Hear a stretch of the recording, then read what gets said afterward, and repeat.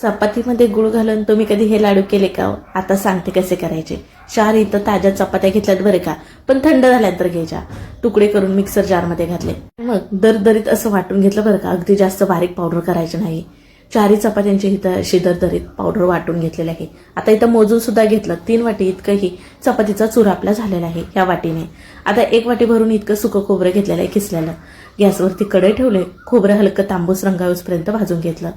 पाऊण वाटी इतकं तूप घेतलंय, त्याच्यातलं अर्धी वाटी तूप घातलं. चपातीचा केलेला चुरा घातला. अगदी छान हलका रंग तांबूस रंग येऊसपर्यंत का नाही हा चपातीचा चुरा भाजून घ्यायचा आहे बरं का. आता हा भाजलेला चपातीचा चुरा पूर्णपणे थंड करून घ्यायचा आहे. थंड झाल्यानंतर त्याच्यामध्ये बारीक चिरलेला गुळ घालायचा आहे. तर सुरुवातीला 1 वाटी आणि नंतर पाव वाटी, एकूण 1.25 वाटी इतका गुळ घातला.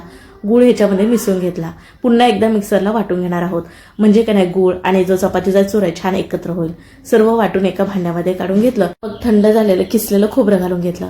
1 चमच तूप गरम करून घेतलंय बघा. त्याच्यामध्ये अर्धा चमच इतकी खसखस आणि काजू बदाम याचे काप घातलेत आणि ते सुद्धा ह्याच्यामध्ये घालून घेऊयात. त्याचबरोबर फ्लेवरसाठी इथं घालत आहे वेलची पूड, अर्धा चमच वेलची पूड आणि चवीसाठी थोडंसं मीठ घालायचं. हे सर्व मिसळून घेऊयात आणि ह्याचे लाडू बांधून घेऊयात. मला आवडत त्या आकारामध्ये लहान मोठे लाडू वळू शकता. बघा सहज लाडू वळायला येतात आणि खायला खूप छान लाडू लागतात बरं का. चला तर मग व्हिडिओ आवडल्यास लाईक करा आणि फॉलो करायला विसरू नका.